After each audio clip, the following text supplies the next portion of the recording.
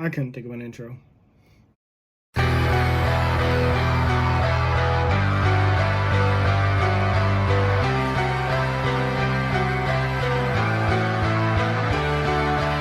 Hey guys, welcome back to Everything Anime Podcast. I'm your host Shinry. Here at the Everything Anime Podcast, we talk about everything from anime, manga, video games, TV shows, and what are relevant topics we're talking about.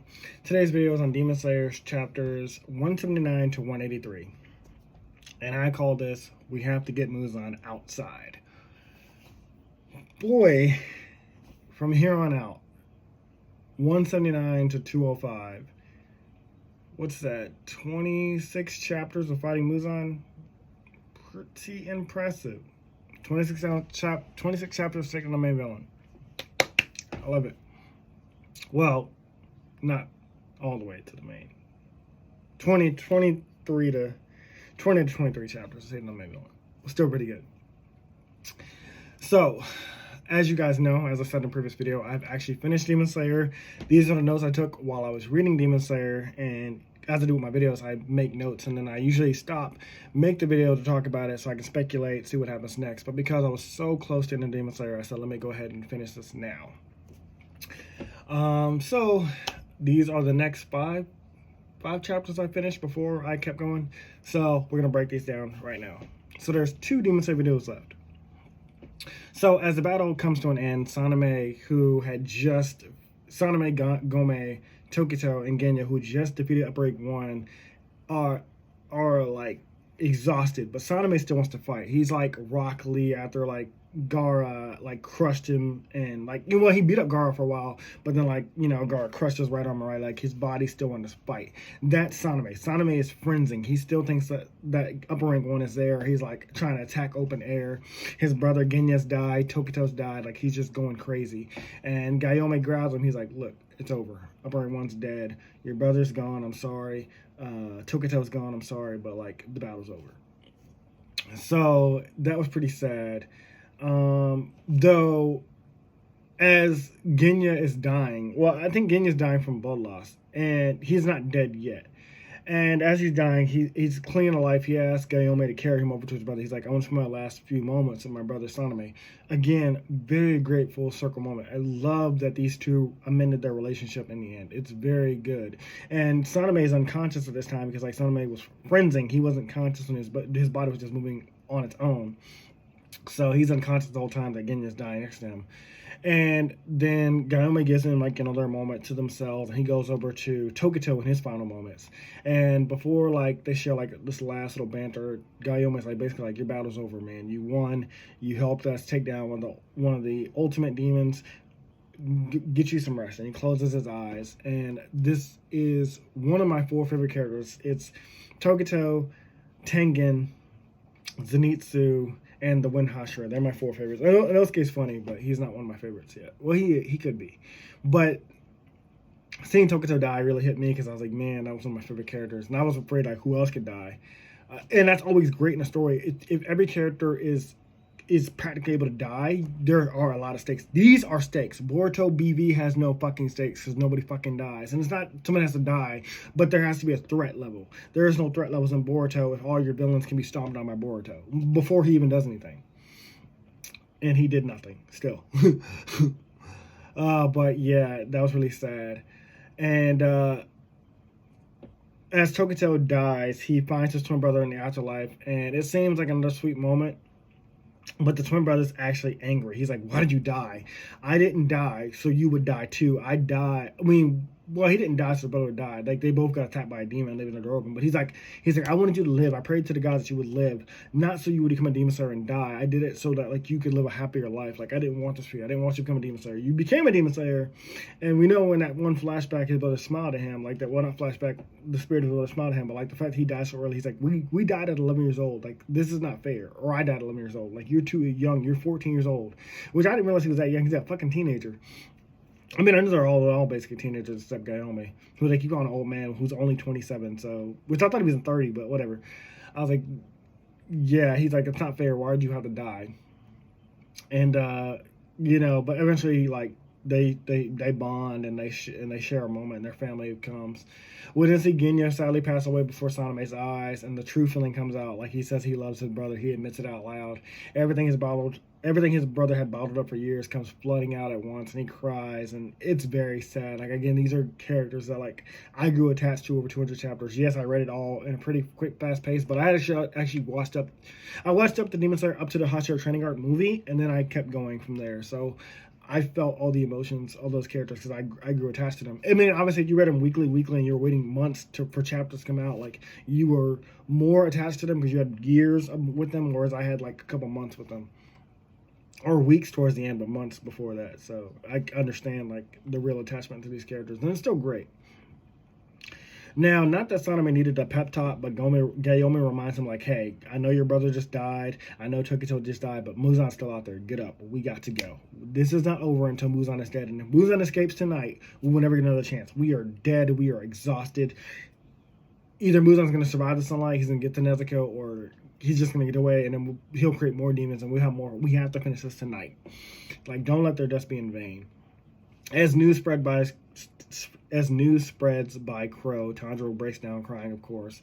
I'm really surprised he didn't face up rank 1, but knowing what I know now, that he's not even related to... He's related to Yuichiro, but he's not Yuichiro, the one that Tanjiro would actually want to talk to, the upper rank 1. I mean, the twin brother twist. That made sense why he didn't fight him. We do learn from the letter, however, that the Hinokami Kagura has 13 forms, and Tanjiro only knows 12. Now, the reason why I think the Flame Hashira burned those papers is because to use the 12 Hashira, to use the 13th form of the Hinokami Kagura, you have to constantly be doing the techniques until they loop together, like, over and over again. And Tanjiro says it's next to impossible to do. Even for him, like, his father did it, but it's next to impossible because it takes so much, it demands so much of your body that you're basically killing yourself. And so that's what the Flame Hashira did. Maybe the Flame Hashira tried it and then he couldn't do it. I think it was revealed later, but I just talked about it now anyway. But that was kind of disappointing to me because I thought it was going to be about the Zorsman not being able to kill Muzan, and it has nothing to do with that. So, but I mean, that's when it technically does have to do with killing Muzan, because you need the 13th Kagura to kill Muzan. Anyways, meanwhile, the intel group learns that Muzan is nearly back to full power. He's nearly back to full power, and he's warning the others to, like, don't go face Muzan. Like, don't go there. He won't grow to full power. Exactly. He won't grow to full power. What? That's so weird. Why would you phrase it like that? But yes, he's right. Wait for the other Hashira arrive. Wait for Gyo. Wait for Tanjiro. Wait for Gayome. Wait for Saname. Wait for Inosuke. Wait for Zenitsu. Wait for Kano to face them all together. But it's too late because obviously we're at that point in the story. The Demon Slayers, of course, open the door, and they've already arrived. And there are a bunch of nameless Demon Slayers. I don't want to say like they're not important, but I say nameless as like they're not characters that we're attached to. They are cannon fodder. Every anime story needs cannon fodder, especially like when you're in a war arc, because we have to see the threat. We have to like acknowledge the villain and his power. And of course, Muzan leaps out of the egg just in time with a new form. It looks pretty badass. It gives me like definitely Naraku vibes. Not that we're reinventing the wheel here. It's just like that's just what I could compare it to. Like he looked like Naraku to me. And I'm guessing we're not going to address that Muzan was a woman at some point, but I mean they do address that in some way. They talk about like how Muzan like changes his form every now and then. Like sometimes he's a boy, sometimes he's a girl, sometimes he's a woman. Sometimes he's a grown man. It's whatever he feels like doing at that point. But he quickly dispatches the cannon fodder, of course, showing off his power and speed. It's a really cool panel. I'm going to show it, like how he jumps around, like their bodies and limbs are flying. There's blood spewing out of their bodies. Crazy. It has to look crazy in anime, I'm sure. It has to be. But I do give props to like how cool the massacre was, even though it's really sad. It's sad, but I made a note of it to say like that the massacre scene was really good. He also decapitates the Intel Crow, which I thought was going to be a big deal, but there's multiple crows around the mansion, so that wasn't really a big deal. But I thought, like, him destroying that crow, the way they showed that panel, I thought it was going to be like, okay, like, now we won't get any intel. Genya's dead. He can't relay the information to us. That's probably why he killed Genya, because if Genya did become a full demon and he could hear Muzan's voice, we would have that intel. We'd have Muzan's thoughts. But by killing Genya as well, like, we lose access to that. And I thought we'd lose access as well with the intel crow being destroyed, but there's multiple crows. Also, an update on Lady Tamio. She ain't looking too good. First of all, she's just like half a skull with his fingers pierced into her skull, and he's taunting her that her human cure didn't work. And I was like, shit. And in the end, he kills her too, so she can be with her family in a joking way, like, not like he's like, oh, beautiful. He's like, oh, be with the family that you killed. And I was wondering if this would have like a late effect like Shinobu's. There is a twist with it, but that's what I had in my notes. I was wondering if it would have like an effect later, like a post effect, like him turning human. But yeah, we'll get to that later. Muzan then continues his massacre, killing all the remaining demon slayers in the Infinity Castle that he can find. But I assume the Hashira were still on their way, because like there was no recognizable characters that he was killing that I could see. But it was still pretty cool, like just seeing how he's going through, like just destroying everybody. The intel unit takes us hard. The kid, the master son, he's like, I'm a bad leader. He's like, everything I'm doing, all the information I'm telling them, it's always too late. Like, they're dying. We're going to lose this battle. And understandably, it's a lot of weight on the shoulders of a child. Like, he just got put in this position. He just told his sister to stop crying. He's like, we're going to win this battle tonight, and now he's going to lose. And then so his sister comes out of nowhere, slaps him hard as shit. She's like, wake the fuck up. It's like when Edna Rose hit Elastigirl. She's like, what are you doing? You are Elastigirl. Pull yourself together. I do. What are you talking about? You are Elastigirl! My God, pull yourself together! What will you do? Is this a question?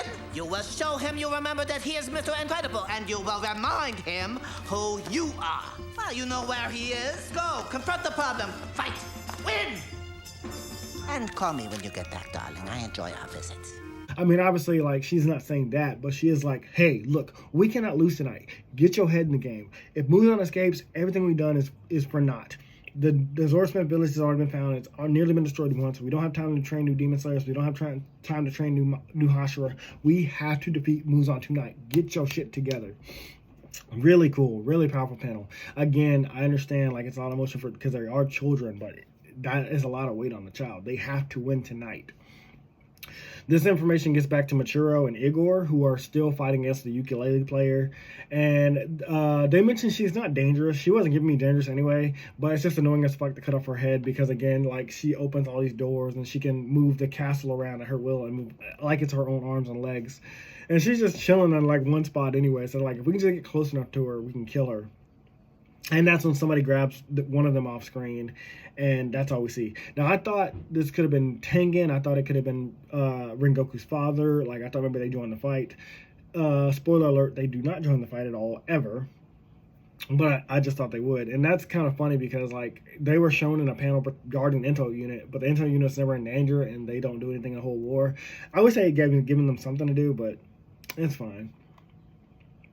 But yeah, that's what I have in my notes. I assumed it was going to be Tengen or the Rengoku or like another Hashira, but like I was like, there's no other Hashiras available currently because we know where everybody's at.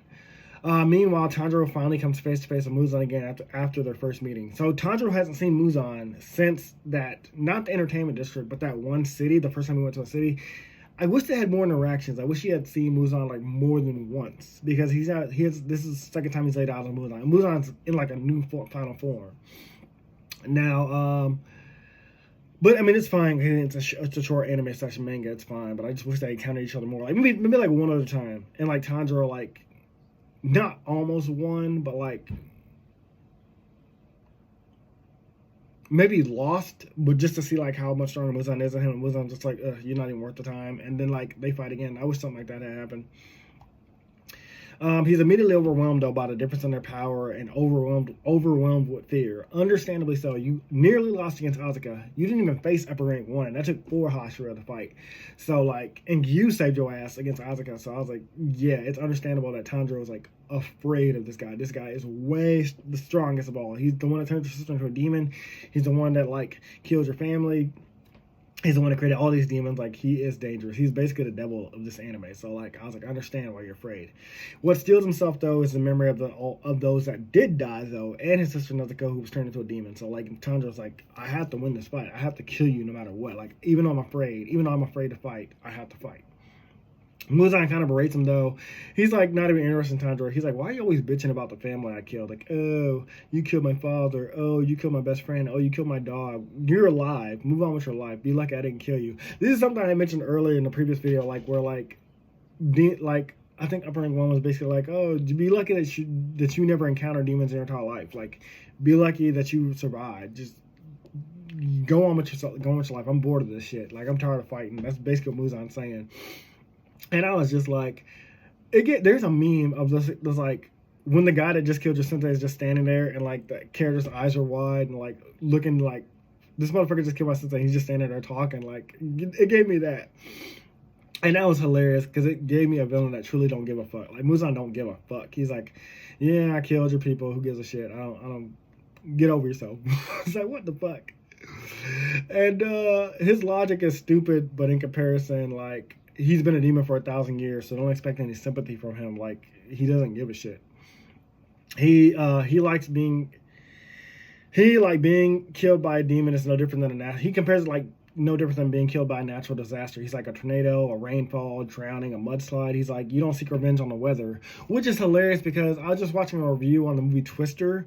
In the beginning of Twister in 1996, like, this girl's father is sucked into a tornado, and, like, her whole mission in life is to destroy a tornado. Not even the same tornado that killed her father. That'd be impossible to find.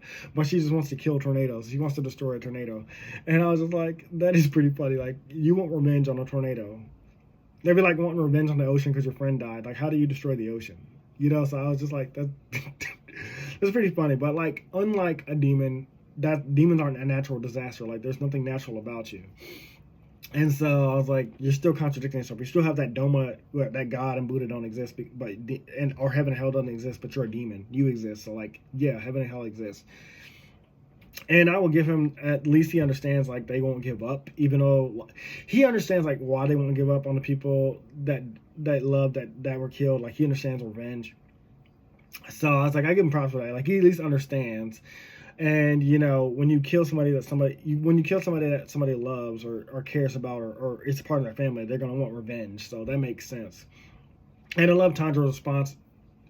Again, he's our insert character. He's thinking like us. He's like, you're beyond saving. I don't even want to know your backstory. He's like, you're just not allowed to live any longer. Like, Tanjiro's face is blank. It's like expressionless. He's like, motherfucker, you gonna die tonight. Like, I'm killing you. I'm killing your ass. You ain't gonna get no touch from me, and we're gonna have a flashback. No, you gonna die tonight. I love that.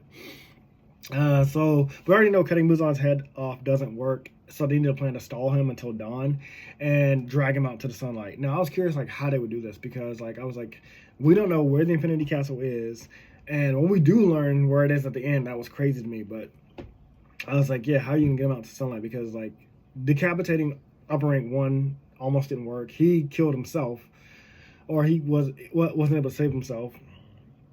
Well, he turned into an uglier demon. I think he killed himself because he realized, like, he didn't like how he looked, or he didn't like what he did to himself, or how he had to become ugly. Upper Rank 3 almost didn't die because he did seal his head wound. Upper Rank 2 did die as well, but he thought he would be saved by Muzan. So I was like, yeah, cutting Muzan's head off is not going to work. Plus, we know that Yuichiro almost did that. We don't know how yet, but we know he almost did that. So the plan, that's the plan. Mind you, this guy is way above Demon Slayer rank, so we know Muzan is far above Upper Rank 1. If it took 4 Hashira to take down Upper Rank 1, I'm like, it's going to take more than Gyu and Tanjiro to take down Muzan. So I was like, somebody else has to come here. And the battle begins almost immediately. Tanjiro underestimates the final boss. He goes in with his, like, you know, after image technique. And that worked in Upper Rank 3. It fooled him, but it doesn't fool Muzan, who's just, like, standing in place. Muzan doesn't even move. He's standing in place, and, like, his arm is, like, whipping around, like it's extended out like a whip or a scythe. And it's just, like, cutting away at, like, Tanjiro and Gyo, like, just randomly whipping around. And then we learned that supposedly Igor and Muchiro died off screen. because he can see through the ukulele demon's like eyes as he's connected to all demons. I knew they didn't die because again they had already mentioned that she's super weak. So like I was like, and we know that somebody saved them off screen and we never saw who that was. So I was like, obviously there's some kind of trick to this. But of course, it's quickly revealed that Michiru was alive because she shows up in almost the next panel, and she tries to cut him, and she's like, my blade didn't even do anything to him. Like, he wouldn't even phased by me. Like, I love her shocked expressions when something doesn't work her way. Always really funny. Also, that of course told me Igor was alive. Igor was alive as well. He saves Tanjiro, who almost gets cut up to death or almost stabbed to death, and that was pretty cool. We do learn some backstory about him later. It came too late, but I like how the resolve ends, and I was corrected with another theory, but we're going to get there when we get there. We then learn how they pull off this illusion. The person that saved them was Lady Tamio's lover. What's his name? Yushiro? Let me look that up. Lady Tamio's... Yushiro. Yeah, his name is Yushiro. Because I keep calling him Lady Tamio's lover, but I want to call him by his proper name. Yushiro uses his blood demon art to make what the ukulele demon thinks she's seeing is real by like covering her with like one of his papers. I forgot how that worked. I know we saw it during the volleyball demon and the arrow demon. I know we saw it then. But that's how she thought she won the battle. Like, she thought she killed him because he made her think she killed him. Also, he plans to manipulate the ukulele demon to trick Muzan outside by using her powers to force the Infinity Castle outside, or force them out of the room outside. And that was a crazy cool twist. He's like, I'm getting revenge for you killing Lady Tamio. Lady Tamio was my lover. I loved her, and you killed her. I'm going to get revenge.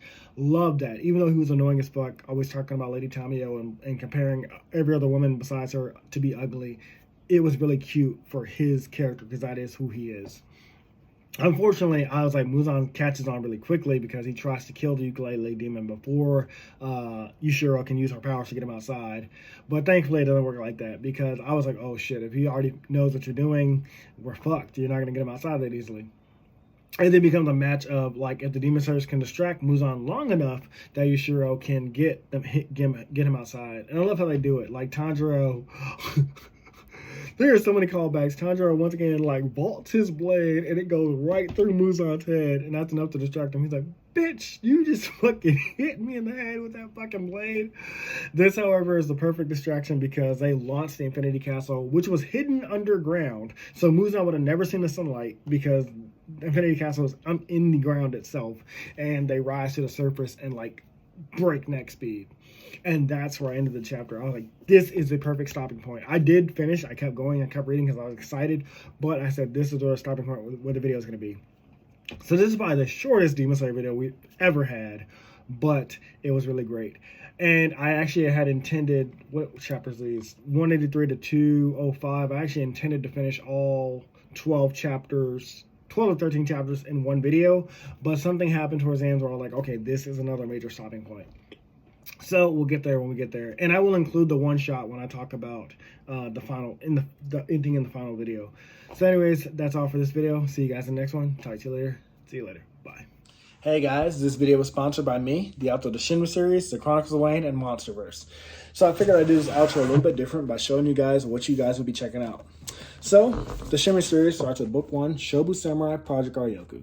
10 years after the death of his parents, Shobu Samurai returns home, seeking vengeance, but instead faces the choice to save his home from shadow creatures, blood beasts, and an organization once thought dead.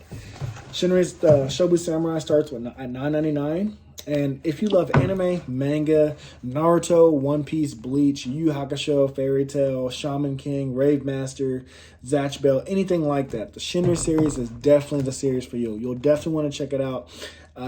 The Sword of Light is probably the thickest one so far, and then these books are 2. This is Enter the Dread Zone Tournament, and the series original ending, Arado the Legendary Conjuring Master. So, and I'll just show you guys some of the covers. Really proud of all of these, but I hope you guys check it out. If you don't like that, I also have the current published books for the Chronicles of Wayne, Love Be Damned, Cotton Candy, Full Moons, Fabled Lovers, A Cursed Virgin's Bite. If You Go Where Monsters Dance, Red will Reign Over Your House. Love Be Damned. Now, the Chronicles of Wayne is about a geeky guy or a nerdy guy in high school. His senior year, he has a crush on the hottest guy in school because, of course, he does. He's only got one best friend, and her name is Barb. Well, the hottest guy in school turns out to be a werewolf. And to make the story more interesting, he bites Wayne and turns Wayne into the first ever wolfman in the last 10 years. And because of that, it was also a sacred law that wolfmen should never be created. I don't want to get into too much of the Chronicles of Wayne without spoiling it, but I can tell you it's very short. This one sells for $6.99, and Love Decays right after it. The ending of this trilogy, Love Be Liberated, comes out in October. So I'm going to definitely do a more full in-depth review of this one. But yeah, it's an LGBT fantasy fiction story about werewolves, vampires, white witches, a dark warlock, and, well, many, many more surprises to come. So if you guys like to read, I definitely recommend. These are all the books so far in the Shinry series, except for Shinry's Beginning. I do have that one, but it's just not here with me. But yeah, I appreciate a like, support, or just a review on Amazon. Either way, thank you guys for watching. I hope you guys have a great day.